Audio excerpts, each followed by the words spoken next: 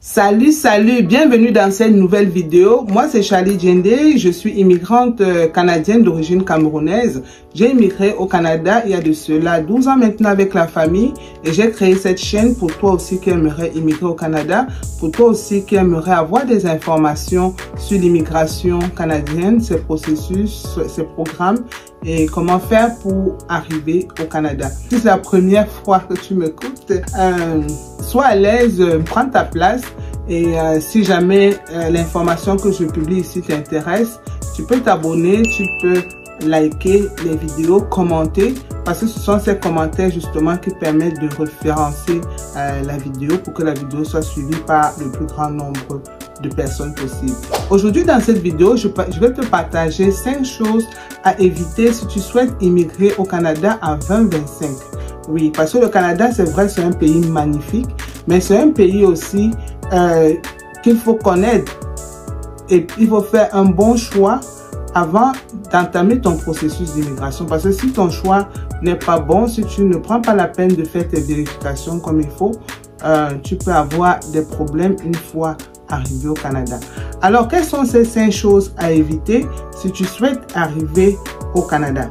Avant d'arriver au Canada, il est important de te renseigner sur le Canada, de faire une recherche approfondie sur le Canada, sur les programmes que le Canada offre, sur les avantages et les inconvénients de ces programmes pour toi, avant de te décider de faire le pas. Oui, parce qu'il y a plusieurs critères d'admissibilité, bien entendu, que tu dois connaître pour vérifier que ton profil est bon. Si jamais tu voudrais faire le pas, parce que pour arriver ici, oui, il faut respecter certains critères d'admissibilité. Par exemple, il faut être jeune, il faut être âgé de 18 à 35 ans dans cette fourchette-là. Il faut travailler dans un secteur en demande au Canada. Il faut absolument avoir un diplôme. Il faut avoir un diplôme, il faut avoir un bon résultat de test de langue, c'est important. Il faut faire l'équivalence de tes diplômes aussi. Si tu souhaites arriver, il faut avoir une mise de fonds. Je veux dire, il faut avoir des fonds nécessaires si tu souhaites arriver au Canada. Alors, évite de faire l'erreur de commencer le processus sans avoir vérifié ton admissibilité.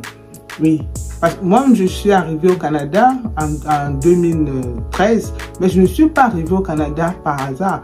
Avant d'immigrer, je suis allé sur la plateforme de l'immigration www.canada.ca.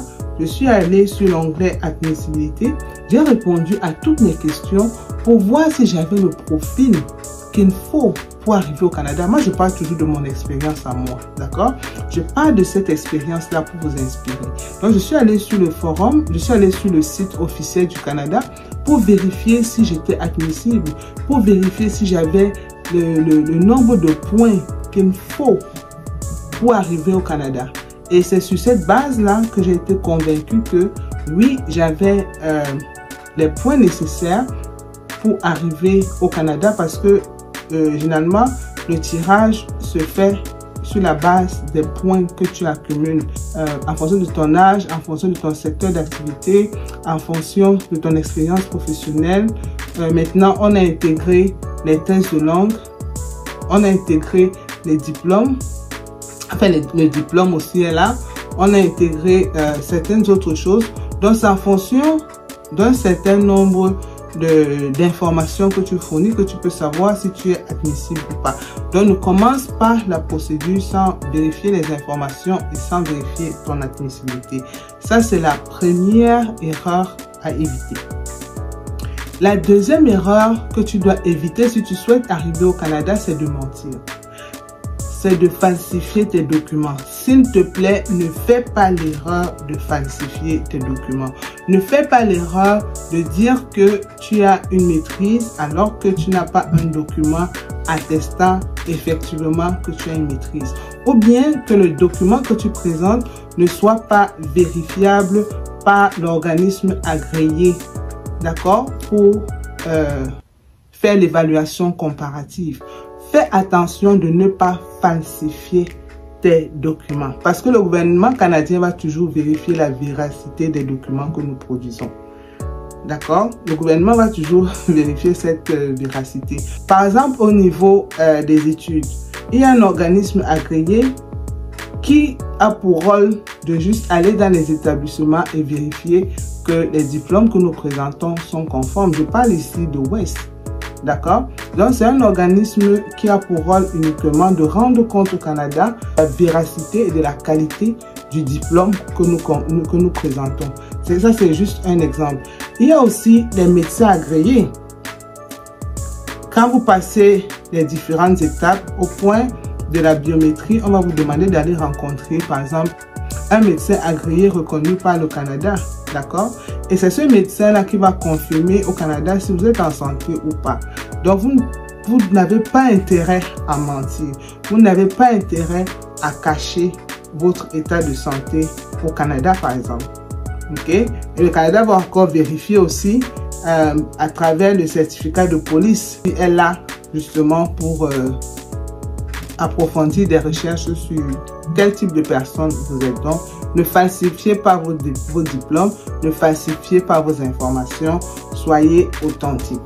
La troisième chose à éviter, c'est de négliger l'apprentissage des 2 langues officielles du Canada. Soit l'anglais, soit le français ou les deux. Parce que le Canada est un pays bilingue. D'accord? Au Canada, on parle l'anglais, on parle le français. C'est vrai que c'est multiculturel, il y a beaucoup de langues.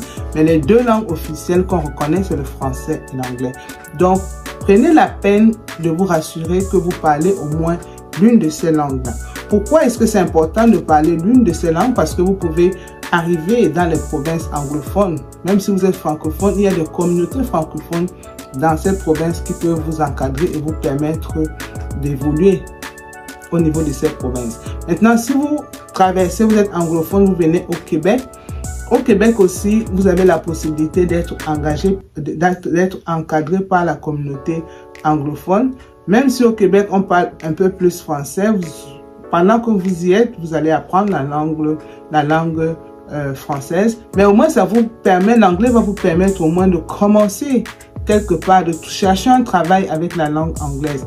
Par contre, si vous ne parlez ni anglais ni le français, ça peut être très compliqué. Ça peut être très compliqué. Quand vous parlez les 2 langues, c'est encore mieux parce qu'avec les 2 langues, vous pouvez facilement trouver le travail. C'était le cas pour moi, par exemple. Je vais dire qu'au Canada, le bilinguisme m'a beaucoup sauvé. Le bilinguisme m'a permis de trouver rapidement mon premier vrai boulot. D'accord?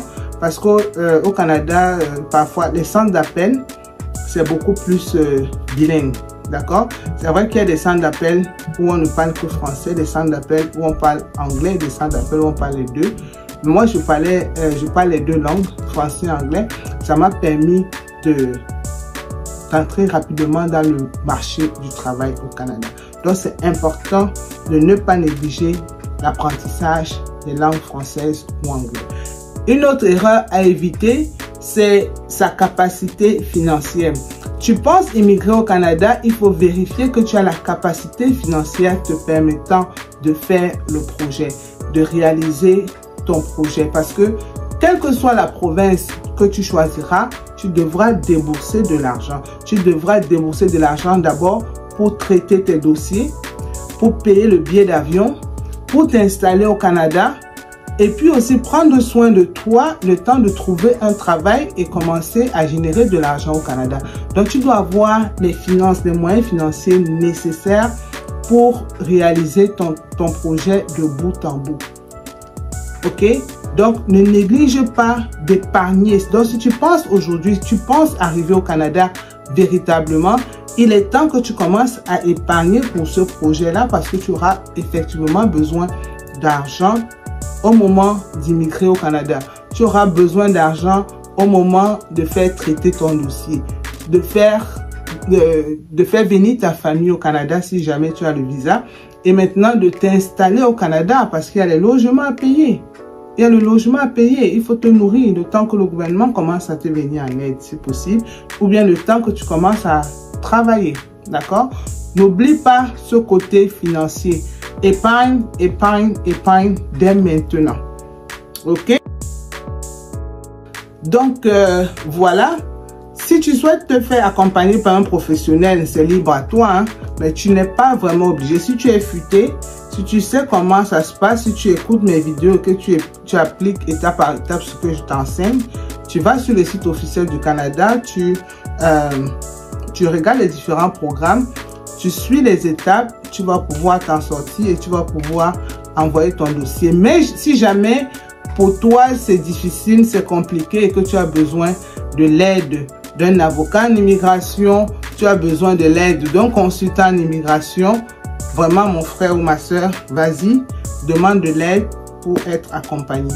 Moi aussi j'accompagne ceux et celles qui n'arrivent pas à suivre les étapes. J'accompagne ceux et celles qui ont besoin d'aide, qui ont besoin aussi de savoir si le Canada c'est un projet pour eux. S'ils remplissent le profil, je peux aussi aider par rapport au profil. Je peux aider parfois à une consultation pour permettre d'aller regarder le programme qui fit vraiment avec leur profil. Et voilà, vous pouvez me contacter au 001 438 985 7980 001 438 985 7980. Portez-vous bien et à très bientôt. Au revoir. Mais avant de partir, n'oubliez pas de vous abonner, de liker et de partager les vidéos. Ça peut aider un frère, ça peut aider une soeur ou alors ça peut aider un membre de la communauté. À très bientôt. Au revoir.